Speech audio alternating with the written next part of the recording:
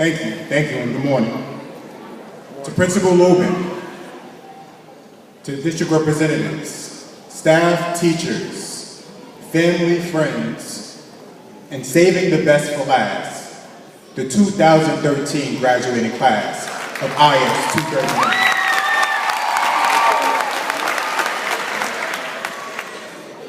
It is an honor and privilege to be here. Today, an opportunity to engage and to empower my youth, to support them in their what's next, is always a no-brainer for me. So with us being at your 8th grade graduation, what next seems pretty simple, right? High school. But I'm here to tell you that that's no simple transition at all. What you do from this day on, and what you say, the record button is on. Everything counts. It will stick with you from when you're 13 up until you're an adult, even past my age. So you want to pay attention. The good news is that now you know that. But I was a teenager not too long ago, so parents, they're gonna forget, but it's your job to remind them. So this year, you all went through the high school application process. If it got you a little frustrated, that's okay. This is one of the most intensive processes in the whole world, as most students don't have a choice. But you're a step ahead of the game. That was just a glimpse of what the college application process is like. So you guys are ahead, so be grateful for that. In doing so, you will probably ask, what do you want to be when you grow up? As a precedent for which high school you would choose as your top choice. If you were able to answer that with certainty, that's great.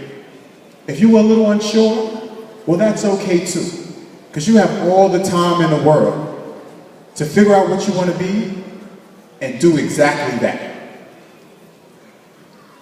That's right, you get to dream as big as you possibly can and have that become your reality for your life. The strategy to do so is simple. Not easy, but simple. It requires you to be willing to take personal responsibility for your life and want to be your best. Your generation has had the opportunity to witness dreaming big at its utmost. Ask your parents or your grandparents or anybody over 70 if they ever expected to see a black man as head of our nation sitting inside of the White House.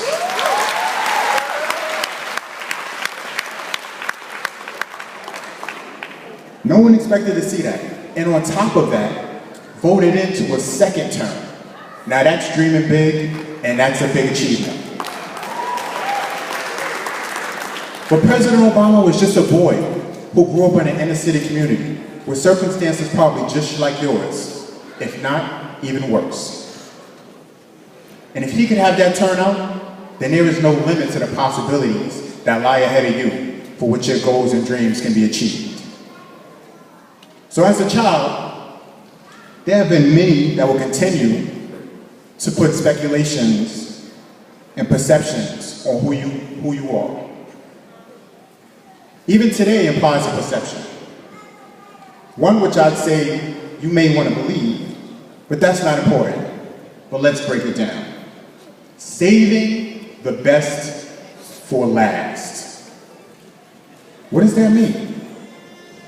Some of you heard it and said, in a spirit of somebody you may know, DJ Khaled, we the best.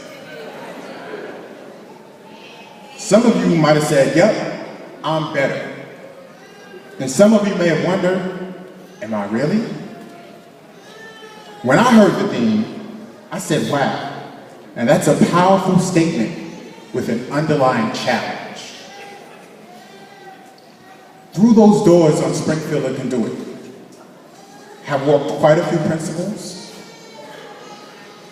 even more teachers, support staff, and they've had the chance to figure this thing called teaching out on thousands and thousands of students over many, many decades. There's a little saying that goes, practice makes perfect. And as I've watched the family here at 231 grow, I know that what they did with all the programs, teachers that are here today, Principal Ruben, and the passion and love and support they have for their community, I as 231 definitely saved the best they could give for last for you 270 graduates.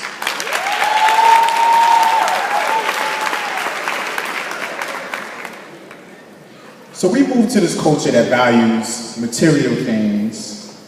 I say more so than freedom, life, liberty, education, and the pursuit of happiness. So I'm going to speak on those terms for a little bit just to get your attention. How about cars? You guys like cars? You like nice cars? All right, cool. So this may be a little bit throwback for you graduates, but there's a young brother that grew up not too far from here in Southside Jamaica, Queens. His name is Lloyd Banks. And a little while ago, he made this song, Beamer, Benz, or Bentley. Everybody was excited. Those were the nice cars.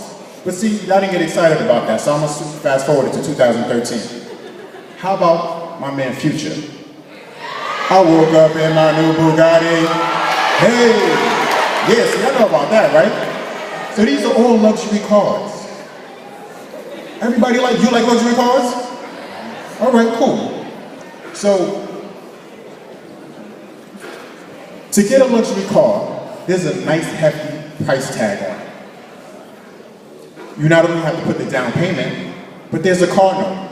And there's many kinds of luxury cars, but those are the things that all come in common with them. So, but if you ask anybody inside of here, I guarantee, what is the best luxury car? You will get many, many different answers. That's because there is no best on anyone else's terms, but everyone gets to decide what's best. So, owning a luxury car is simple, right? You buy it, you pay the car note, and that's it. Easy, huh? No, this is not how it works. All of my owners of luxury cars know that there's a lot that goes with it. After you take it off the lot, and you pay your monthly note, you gotta take it for oil changes. You gotta take it for the 3,000 mile oil change. You gotta take it for the 15,000 mile service. And then everything pops up. Every 30,000 miles, there's a major expense. There are tires. There's a bunch of things that you have to take on. And if you really enjoy this car, I know me, I spent 3 hours outside detailing, washing, wiping, dusting. There's a lot of intricate work. But when you realize that you are a luxury car and you're driving a luxury car, it's something proud to be about. You love it. It knows it's the best. A Lexus, a Bugatti, they know they're a Bugatti. When they leave the lot, the symbol is on the front of the car. It knows it's the best, and its owner treats it as the best. So students, do you want to be the best? Say, I want to be the best. I choose to be the best. That's great. Because it's all a choice, and you get to have that turnout. But parents, now that these students have chose to be the best, you are, and if we're talking in terms of luxury cars, they are your luxury cars.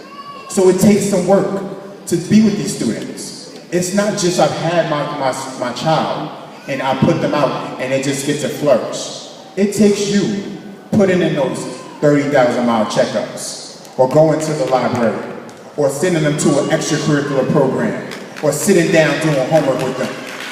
These students here today, if you haven't known already, have chose to be the best. And your job as parents is to nourish them, and to make sure that they can go forward and really be leaders inside of our community.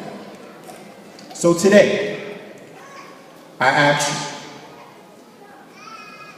our future depends on you. For you to be the best. And our future is nothing without you choosing that and going forward with your education, with your lives, and taking it seriously, and implementing the best and going on. So will you accept the challenge? That is the question. Thank you.